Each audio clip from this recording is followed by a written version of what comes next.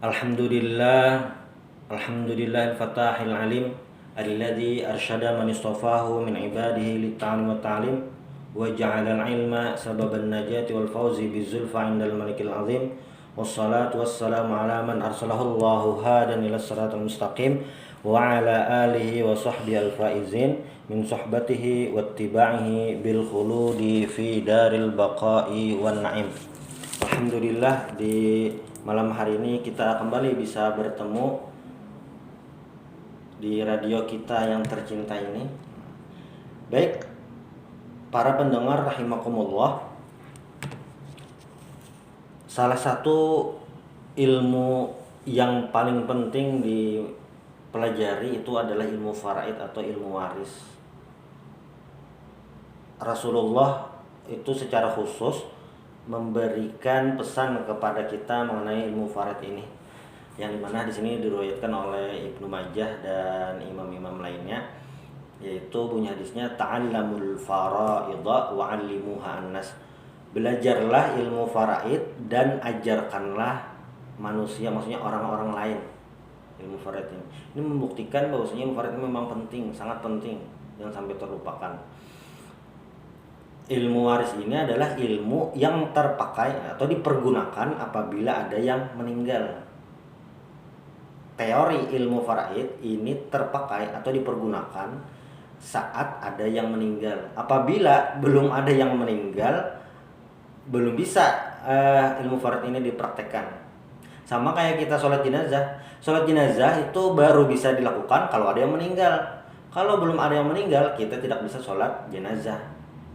Nah, sama kayak kita sholat-sholat yang lainnya. Misalnya sholat subuh, kita masih belum bisa sholat subuh kalau belum terbit fajar. Nah, ini sama ilmu faraid seperti itu juga. Kalau ada yang meninggal, baru kita bisa mempraktikkan ilmu faraid. Tapi ada sebagian masyarakat yang seperti ini nih. Sebelum ada meninggal dibagi terlebih dahulu. Karena mungkin orang tuanya berpikiran untuk menghindari macam-macam, maka dibagi terlebih dahulu. Apakah ini kan sebelum meninggal nih, orang tuanya sebelum meninggal tapi sudah membagi-bagi harta. Apakah yang seperti ini masuk pembahasan ilmu faraid? Jawabannya tidak. Ini bukan ilmu faraid. Bukan ruang cakupan ilmu faraid, bukan pembahasan ilmu faraid. Lah, berarti masuk di mana? Ini masuk dalam pembahasan hibah. Artinya pemberian yang dilakukan, pemberian yang dilakukan oleh orang tua kepada anaknya. Batasan pemberiannya, yang namanya juga hibah, bebas sebenarnya. Cuma apakah yang ini berisiko? Ya bisa dikatakan iya, bisa dikatakan tidak. Cuma kalau pertanyaannya apakah ini masuk dalam pembahasan faraid? Tidak, belum masuk karena belum ada yang meninggal. Para pendengar rahimakumullah, jadi kita jangan sampai tidak tahu, tidak paham, bahkan tidak mau mempelajari ilmu faraid ini, karena hukumnya wajib, fardu kifayah lah itu. Dan ilmu faraid ini memiliki keutamaan khusus, yaitu langsung Allah Ta'ala yang mengkonsepkannya. Ini supaya apa? Supaya manusia semuanya merasakan keadilan dari Allah Subhanahu wa Ta'ala. Nah, sama seperti ilmu-ilmu yang lain, pembahasan yang lain, ilmu faraid ini juga ada yang namanya rukun, syarat dapat warisan, sebab dapat warisan, dan penghalang sehingga seseorang tidak dapat warisan. Nah, ini yang penting nih. Jadi bukan bagi begitu saja, tidak, atau langsung hitung-hitungannya, tidak seperti itu. Tetapi ada syarat ketentuannya.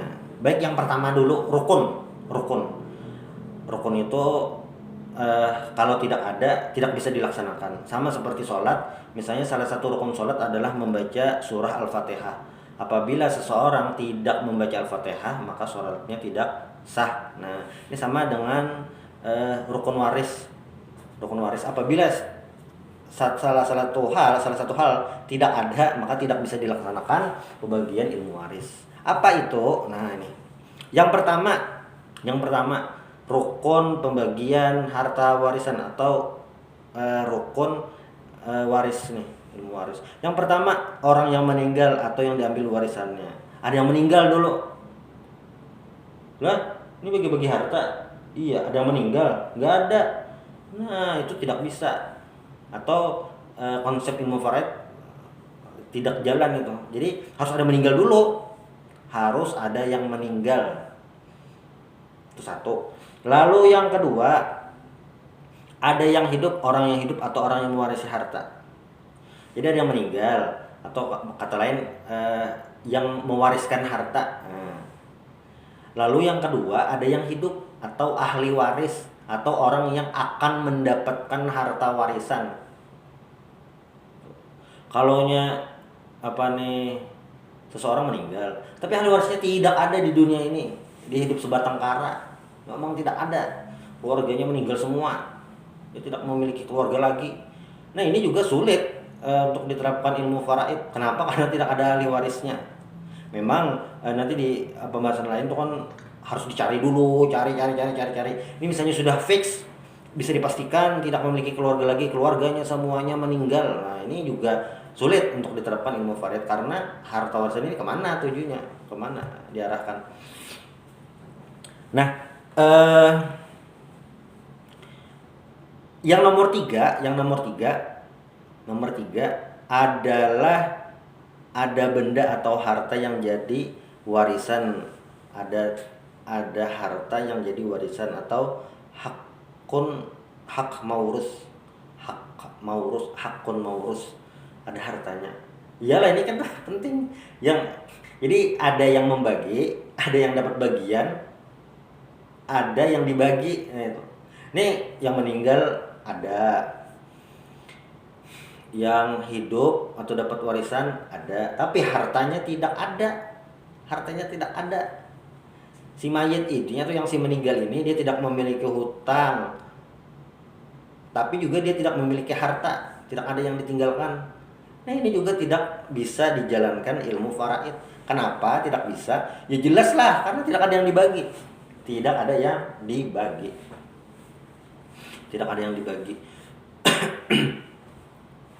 Nah, itu sudah jelas, ini 3. Nah, itu perlu penting kita catat, kita ingat. Ada yang meninggal, ada yang hidup, dan ada hartanya yang dibagi. Itu rukun ilmu faraid. Para pendengar rahimakumullah, sudah habis pembahasan rukun. Sudah habis itu, maunya orangnya ada meninggal itu harus jelas, yang hidup itu jelas, sudah ahli warisnya siapa-siapa itu sudah jelas, ada orangnya, hartanya juga sudah jelas. Jangan sampai hartanya tidak jelas, ini harta siapa. Jadi harus dipastikan dulu harta yang akan dibagi. Nah, sesudah habis tentang rukun tadi, lalu yang selanjutnya penting juga diketahui adalah syarat waris. Nah, ini ada 3 macam juga sama. Apa itu? Nah, yang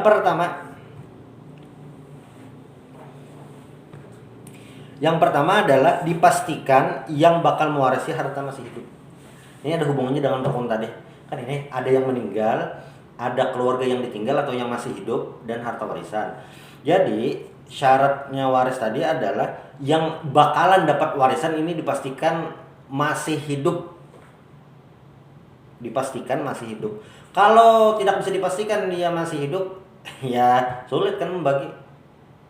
Mana ahli warisnya? Itu lagi koma di rumah sakit. Nah, ya ngasihnya juga dikasih, tapi dia bakalan meninggal lagi. Nah, memang tuh ada nanti pembahasan yang lain, ada bab munasakhat mungkin tentang yang meninggal, maksudnya pembagian warisnya ditunda-tunda sehingga yang dapat warisan itu banyak dari kakek, ayah, anak. Itu nanti ada di bab munasakhat. Cuma yang jelas orang yang ditinggal, maksudnya ahli warisnya itu dipastikan hidup. Lalu yang kedua, syaratnya pembagian waris ini adalah yang meninggal tadi memang benar-benar meninggal. Bukan sekedar koma nih. Koma baru koma. koma, ya memang sangat kritis. Kritis, sangat kritis. Seseorang ini di rumah sakit, dia di ICU, koma dan sangat kritis. Bolehkah sudah dibagi warisan? Belum boleh. Kenapa? Karena pembagian warisan ini harus memang benar-benar meninggal. Itu jadi dipastikan nih sudah meninggal atau belum. Kalau belum meninggal, walaupun masih koma dan sangat kritis dan hampir dipastikan sebentar lagi akan meninggal, masih belum boleh. Sudah meninggal pun, ini perlu diingat, ada seseorang, dia memiliki harta banyak lah, kritis, sudah sangat kritis, koma, sangat kritis. Bolehkah dibagikan harta warisan? Belum boleh. Lalu misalnya 5 menit kemudian meninggal, dipastikan sudah detak jantung tidak ada, urat nadi tidak ada, tidak. Pokoknya jelas dah alat yang pengukur tadi juga sudah memastikan itu meninggal, sudah bisa dipastikan meninggal.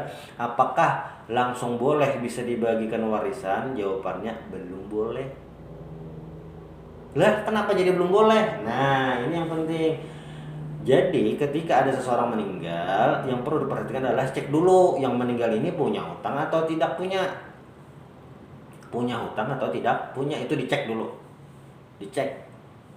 Kalau si mayit ada hutang, maka harta warisan tadi dibayarkan ke hutang terlebih dahulu. Nah, kalau tidak ada, nah berarti tidak ada. Makanya kan biasanya kalau itu mau penyelenggaraan sholat jenazah, pengumuman atau sambutan dari ahli waris atau siapapun atau dari keluarga. Nah, kalau ada urusan hutang piutang agar bisa menghubungi keluarga. Nah, itu adalah salah satu sarana memastikan bahwasanya si mayat ada hutang atau tidak. Sudah. Kalau sudah dibagikan, maksudnya sudah dibayarkan hutang tuh, sudah dipastikan, apakah langsung boleh bisa dibagikan warisan? Belum juga, belum boleh. Lah, apalagi penyelenggaraan jenazah. Nah, itu juga diambil dari harta si mayit.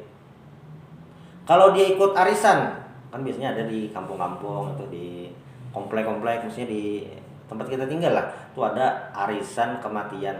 Nah, kalau itu sudah ada uangnya, maksudnya beliau sudah punya tabungan di arisan tadi untuk penyelenggaraan jenazah, beres tuh, sudah, berarti tidak perlu lagi. Kecuali mungkin ada tambahan-tambahan sedikit-sedikit. Dan jelas penyelenggaraan jenazah diambil dari harta si mayit, diambil dari harta si mayit. Para pendengar rahimakumullah, itu tadilah. Jadi harus bisa dipastikan dengan sangat jelas bahwasanya si mayit tadi memang benar-benar sudah meninggal, pasti sudah. Lalu yang ketiga, mengetahui sebab-sebab waris. Mengetahui sebab-sebab waris. Nah, kalau yang poin 3 ini untuk hakim atau ulama yang menganalisa kasus pembagian waris. Nah, bukan si ahli waris, itu bukan. Tapi ini untuk hakim yang mengurus atau memutuskan, menangani perkara warisan, atau ulama yang dimintai tentang ini. Nah, lalu yang selanjutnya tadi rukun sudah. Rukun ada 3. Apa tadi rukun? Rukun tadi adalah ada si mayit, ada meninggal, ada yang ahli warisnya, dan ada harta yang dibagi. Itu rukun. Kalau syarat, ahli waris itu dipastikan hidup, si mayit atau yang meninggal tadi memang benar-benar meninggal, dan yang ketiga tahu sebab-sebab waris. Tapi ini khusus untuk hakim atau ulama yang menangani kasus ini. Selanjutnya lagi kita membahas tentang sebab-sebab waris. Apa itu sebab-sebab waris? Sebab-sebab waris itu adalah kenapa si anu ini dapat warisan. Kenapa seseorang ini bisa dapat warisan? Itu sebabnya. Kenapa si A ini dapat warisan? Nah, itu harus dipastikan sebab-sebab waris. Yang pertama, seseorang bisa dapat warisan sebabnya adalah karena keturunan atau nasab. Apa tadi? Keturunan atau nasab. Seperti apa? Anak misalnya. Ini ada seseorang meninggal, anaknya itu dapat warisan. Kenapa? Karena dia anak oleh si mayit tadi. Itu karena keturunan. Cucu mungkinkah dapat? Mungkin dapat juga. Cucu mungkin dapat warisan. Itu jelas karena keturunan. Atau bahasa lain itu hubungan keluarga. Nah, keturunan ini bukan hanya anak, hubungan keluarga lah. Seperti apa? Saudara si mayit itu bisa dapat harta warisan. Ada mungkin kasus-kasusnya. Pokoknya bisa, mungkin dapat warisan. Lalu yang selanjutnya ayah ibu si mayit itu juga dapat warisan. Ayah ibu si mayit, ayah ibu yang orang meninggal tadi. Lalu apalagi paman bisa dapat, paman juga bisa dapat. Nah itu nanti panjang tuh penjelasannya mengenai siapa-siapa yang dapat warisan. Tapi gambaran sederhananya yang tadi. Jadi yang penyebab seseorang bisa dapat warisan itu karena ada hubungan kekerabatan atau hubungan keluarga. Apakah semua keluarga dapat? Jelas tidak. Tapi ada orang-orangnya lah. Jelas anak, ayah si mayit, ibu si mayit itu, atau cucu si mayit itu, atau paman si mayit itu bisa kemungkinan dapat. Atau nenek itu bisa mungkin juga dapat. Kakek mungkin juga mungkin itulah dapat. Tapi kakek yang mana, yang jalur mana, nah itu nanti pembahasan lain. Yang kedua sebab seseorang bisa dapat warisan adalah pernikahan. Itu siapa nih? Ini kalau tidak suami istri. Kenapa dia dapat warisan? Kan dia bukan anaknya. Kenapa dia dapat warisan? Kan dia bukan ibunya. Ya dia kan istrinya. Nah itu juga dapat harta apa nih? Warisan. Kenapa? Karena ada hubungan pernikahan. Itu jelasnya mudah deh, antara suami dan istri, jelas. Lalu yang ketiga adalah wala. Nah, ini rasa-rasanya kalau zaman sekarang sudah tidak ada lagi ini. Apa sih wala itu? Wala itu adalah budak yang dimerdekakan tuannya. Bagaimana kasusnya? Jadi misalnya seperti ini nih. Ada seseorang, sebut si A. A ini memiliki budak si B. Sudah. Pada suatu hari si A ini ada kemurahan hati dan ingin dapat pahala. Maka si B, budaknya tadi, dia bebaskan. Itu raqabah, membebaskan budak. Sudah selesai, sudah merdekakan nih. Lalu misalnya kata si A dengan si B, wahai B, kamu sekarang sudah saya bebaskan sebagai budakku. Sekarang terserah kamu mau kemana, terserah aja, kamu bebas sekarang. Lalu kata budak, terima kasih Tuhan.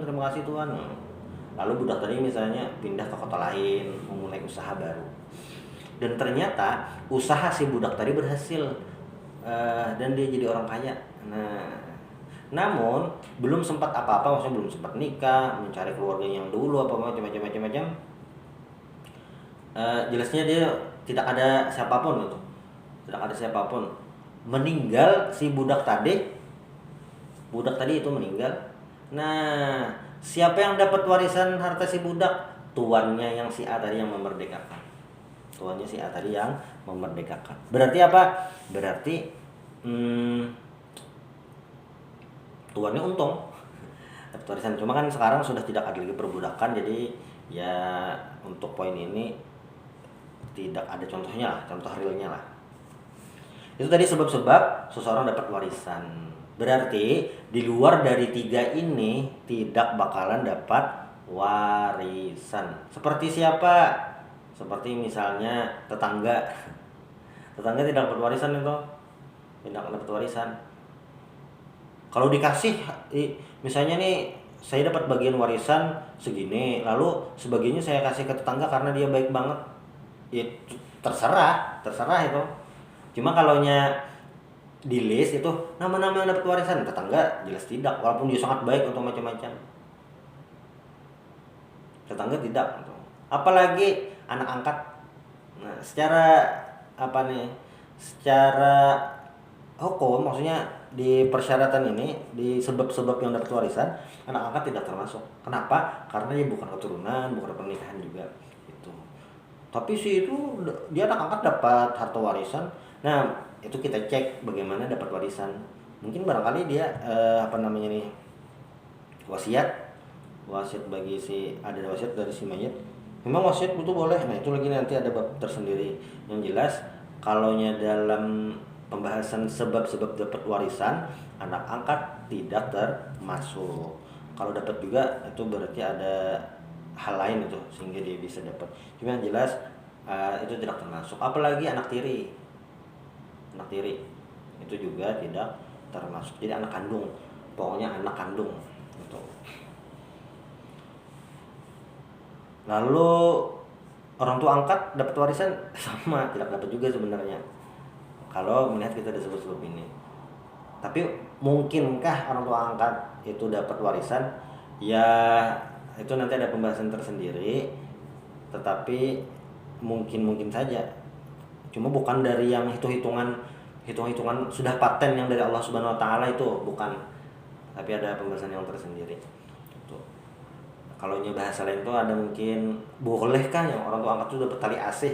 Itu istilahnya saja. Kalau tali asih dari anak angkat yang meninggal, ya sebenarnya tidak masalah. Itu bukan masuk bab faraid lagi sudah.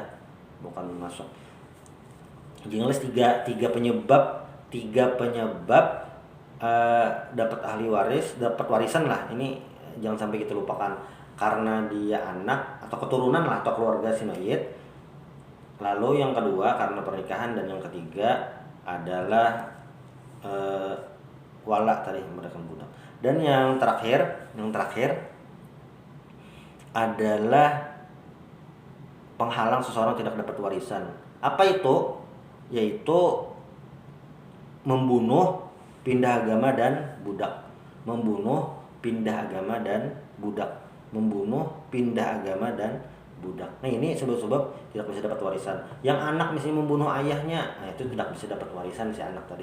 Atau pindah agama, yang anaknya ini murtad, nah ini jadi tidak dapat harta warisan dari ayahnya yang seorang muslim. Nah, itulah beberapa hal yang penting kita ketahui mengenai ilmu faraid ini. Tadi ada rukun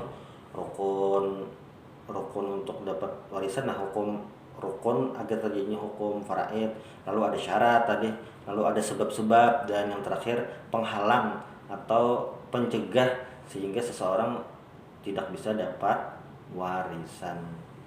Nah, kiranya ini yang bisa saya sampaikan di pertemuan kali ini. Mudah-mudahan ini bermanfaat, dan mudah-mudahan kita selalu penasaran untuk selalu mengkaji ilmu faraid ini, karena ini ilmu yang luar biasa, ilmu yang harus kita pelajari. Itu saja.